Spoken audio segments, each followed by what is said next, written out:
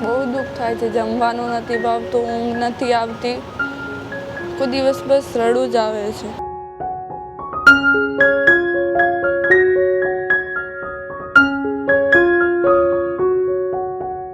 તું ઘરે આવી જા એકવાર બેટા. તારી મમ્મી જમતી નથી, તારી મમ્મી ખાતી નથી, તારી મમ્મી પીતી નથી, તો એકવાર ઘરે આવી જા.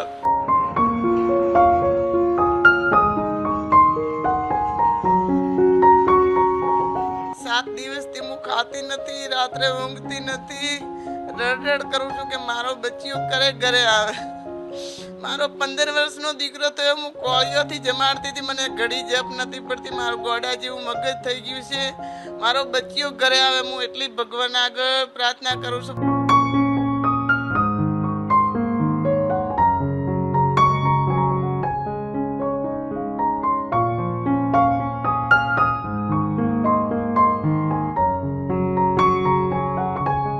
કોન્ટેક્ટ કરો, તે ફોન કરો, એને અમારી યાદ નહીં આવતી.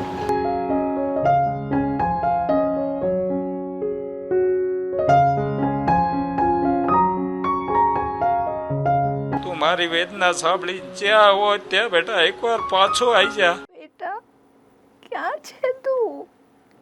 તને મારી યાદ નથી આવતી? આવી જાને પાછો, અમે રાહ જોઈએ છે તારી. ક્યાં ગયો છે તું અમને છોડીને? આવી જાને. તું સારો તો છે ને? ખાય છે ને સમય? જમી લે છે.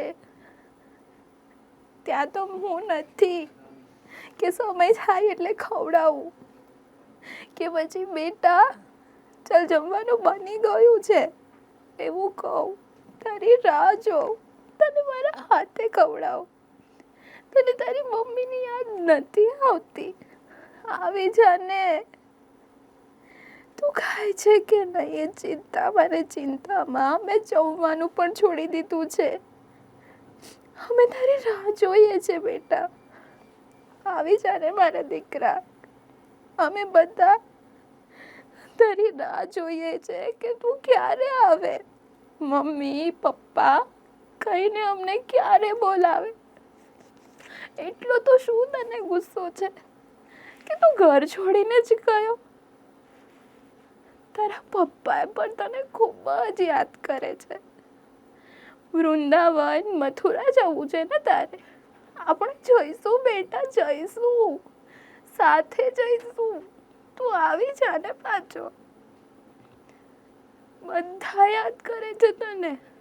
તારી માં, તારી મમ્મી તારી રાહ જોવે છે બેટા. તારા પપ્પા, તારી બેન બધા જ તારી રાહ જોવે છે. અને તારી બેન એ પણ નથી યાદ આવતી તને?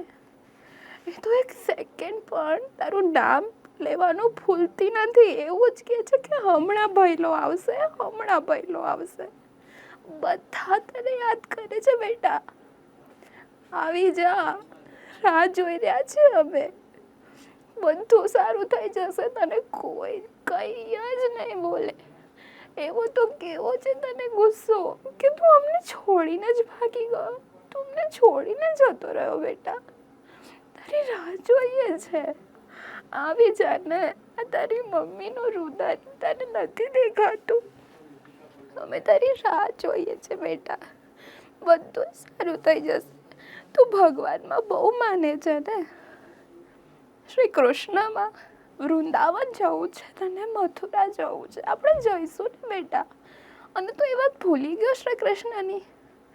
આપણા શાસ્ત્રમાં પણ છે, મા બાપને પૂજવાનું કહ્યું છે, ભગવાન સમાન તુલના કરી છે. અમે છે ને તારી સાથે. તારા બધા સપના પૂરા કરીશું બેટા. કઈ આડું અવળું પગલું ના લે તો મારા દીકરા. આવી જા. અમે રાહ જોઈએ છે. અમે રાહ જોઈએ છે મારા દીકરા. આવી જા તો ઘરે. તને કોઈ કઈ જ નહીં બોલે.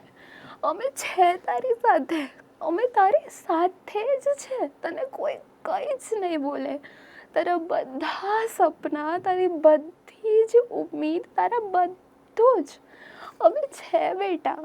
બધા તારી રાહ જોઈ રહ્યા છે. આવી જા મારા દીકરા. આવી જા પાછું ઘરે. આવી જા મારા દીકરા, આવી જા, આવી જા. શ્રી કૃષ્ણ. હું પહેલાં તો મારા ઠાકોરજી શ્રી ગોવર્ધનનાથજી શ્રી દ્વારકાધીશ પ્રભુને વિનંતી કરું છું કે મારો છોકરો તમને પગે લાગીને અહીંથી ઘરેથી નીકળી ગયો છે. તમે મારા છોકરાની રક્ષા કરો અને મારા છોકરાને તમે સહી સલામત અમારે ઘરે લાવીને સોંપો એવી પ્રભુના ચરણોમાં વિનંતી છે. અને મારો છોકરો મને લાગે છે આધ્યાત્મિક માર્ગ તરફ વળી ગયો છે. એ ક્યાંય ભક્તિના માર્ગમાં જવા ઈચ્છતો હતો. તે અમને લાગે છે એ કોઈ જગ્યાએ આશ્રમ, ધાર્મિક સ્થળ કોઈ બી જગ્યાએ જઈને મને લાગે ત્યાં ભક્તિ કરતો હશે એવી મને આશંકા છે.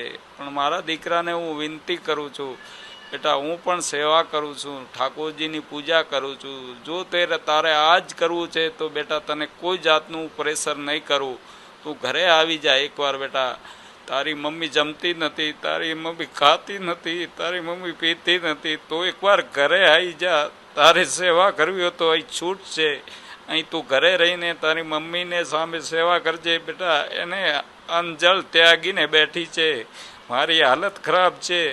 તું મારી વેદના સાંભળી જ્યાં હોય ત્યાં બેટા એકવાર પાછો આવી જા. પછી તારી ઈચ્છા હોય એમ કરજે. તને કોઈ જાતની અમે પ્રેશર નહીં કરીએ. તારે જે જીવન જીવવું હોય તને છૂટી છે. પણ એકવાર બેટા તું ઘરે આવી જા.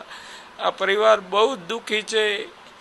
આખો પરિવાર રાજસ્થાનથી અમે બધા આવીને, મારા ભાઈઓ, મારી બહેનો, એના મામાઓ બધા જ અહીંયા આવીને બેઠા છે. બધા જ બહુ જ દુઃખી છે બેટા. આવું સ્ટેપ ના લઈશ તું બેટા. તું જ્યાં હોય ત્યાં બેટા પાછો આવી જા. કોઈ તને કોઈ જાતનું પ્રેશર નહીં, કોઈ કશું નહીં કે બેટા.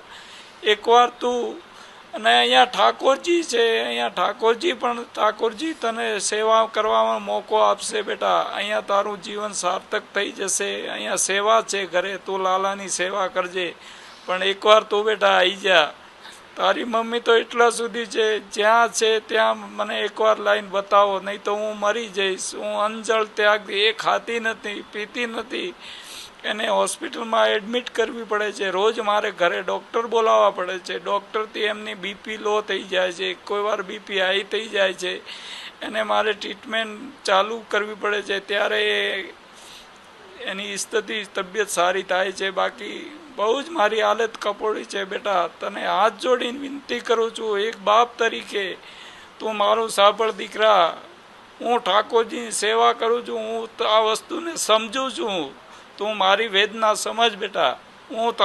તને ખબર છે હું ધાર્મિક લાઈનમાં છું, આધ્યાત્મિક લાઈનમાં છું. હું તારી આ વાતને સમજી શકું છું. તું જ્યાં હોય ત્યાં બેટા, જ્યાં હોય ત્યાં આવીને ફોન કર, અમને જાણ કર. અમને તારાથી ન અવાય તો અમે તને લેવા આવી જઈશું બેટા. અને તને કોઈ કશું નહીં કે તું ગયો છે. તું એવું ન જાણતો કે હું શું મોઢું બતાવીશ. કોઈ જાતનું તને એમ નહીં પૂછે કે બેટા તું કેમ ગયો હતો. તું એકવાર ઘરે પાછો આવી જા. શ્રી ગોવર્ધનનાથજી પ્રભુ, મારા ઈષ્ટદેવ બધાને હું વંદન કરું છું કે મારા છોકરાને પરત ઘરે લઈ આવે. અને બહુ જ મને અહીંયા સહકાર મળે છે, મીડિયાનો પણ, પોલીસનો પણ, અને મારા સાથી સમાજ બંધુઓનો બહુ સાથ સહકાર મળે છે. એના બદલ હું બધા તમામનો ખૂબ ખૂબ આભાર માનું છું.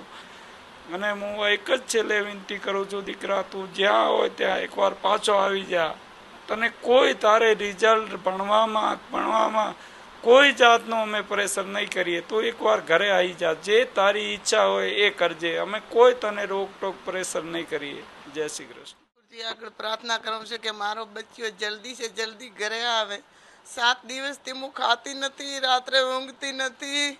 રડ કરું છું કે મારો બચ્ચો ઘરે આવે. મારો 15 વર્ષનો દીકરો થયો, હું કોળીઓથી જમાડતી હતી. મને ઘડી જપ નથી પડતી. મારું ગોડા જેવું મગજ થઈ ગયું છે.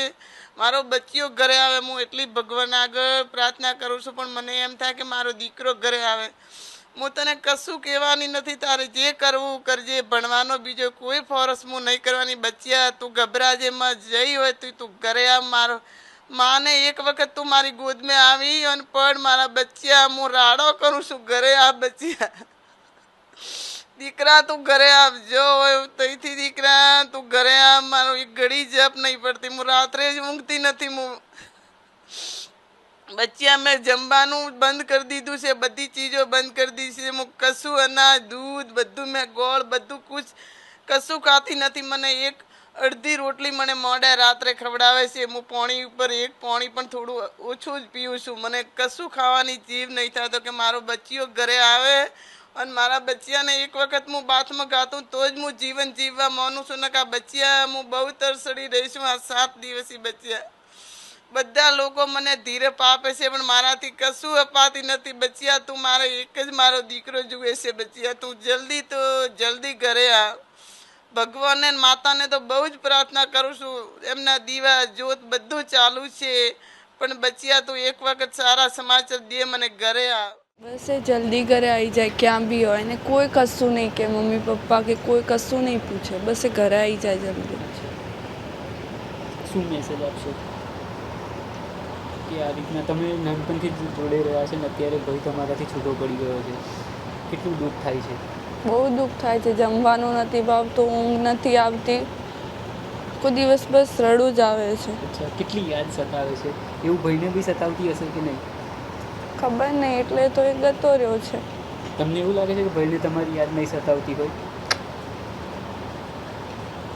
નહીં તો જો સતાવતી હોત તો પાછી આવી જાય ને ઘરે. કોન્ટેક કરો તો એ ફોન કરો, અચ્છા એને અમારી યાદ નહીં આવતી. અચ્છા, બહુ દુઃખ થાય છે. જમવાનું નથી ભાવતું, ઊંઘ નથી આવતી, કોઈ દિવસ બસ રડું જ આવે છે.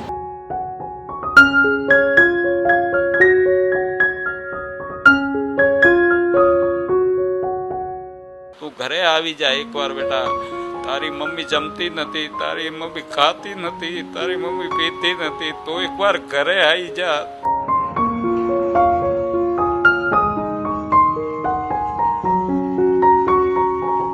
7 દિવસથી હું ખાતી નથી, રાત્રે ઊંઘતી નથી, રડ કરું છું કે મારો બચ્ચીઓ ઘરે આવે.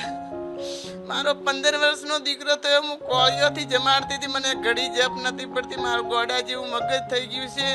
મારો બચ્ચીઓ ઘરે આવે, હું એટલી ભગવાન આગળ પ્રાર્થના કરું છું.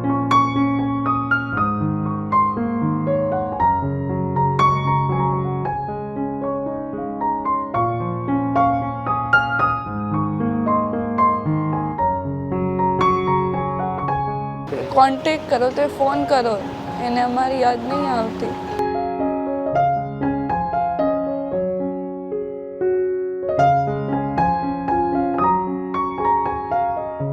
તું મારી વેદના સાંભળી જ્યાં હોય ત્યાં બેટા એકવાર પાછો આવી જા.